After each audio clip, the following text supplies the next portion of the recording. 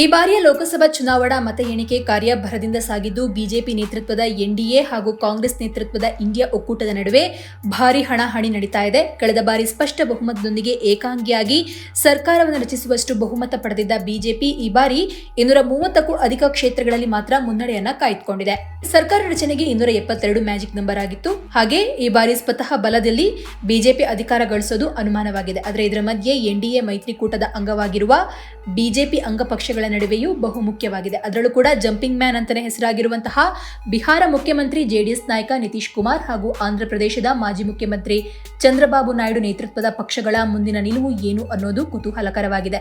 ಇದರ ಮಧ್ಯೆ ಇಂಡಿಯಾ ಒಕ್ಕೂಟದ ಪ್ರಮುಖ ಭಾಗವಾಗಿರುವ ಕಾಂಗ್ರೆಸ್ ಮಹತ್ವದ ಹೇಳಿಕೆಯೊಂದನ್ನು ನೀಡಿದ್ದು, ಜೆಡಿಯು ನಾಯಕ ನಿತೀಶ್ ಕುಮಾರ್ ಹಾಗೂ ಟಿಡಿಪಿ ನಾಯಕ ಚಂದ್ರಬಾಬು ನಾಯ್ಡು ಜೊತೆಗೆ ಈಗಾಗಲೇ ಮಾತುಕತೆ ಆರಂಭಿಸಿದ್ದೇವೆ ಅಂತ ಹೇಳಿದ್ದಾರೆ. ಇನ್ನು ಸ್ನೇಹಿತರೆ, ಈ ಬಾರಿಯ ರಿಸಲ್ಟ್ ನೋಡುವಾಗ ಯಾರು ಕೂಡ ಎಕ್ಸ್ಪೆಕ್ಟೇ ಮಾಡಿರಲಿಲ್ಲ.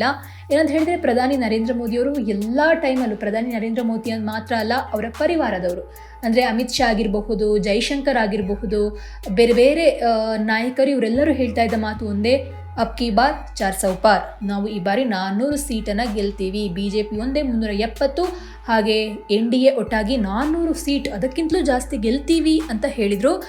ಆದರೆ ಈ ಬಾರಿ ರಿಸಲ್ಟ್ ನೋಡ್ತಾ ಇದ್ದರೆ ಎಲ್ಲವೂ ತಲೆ ಕೆಳಗಾಗಿದೆ.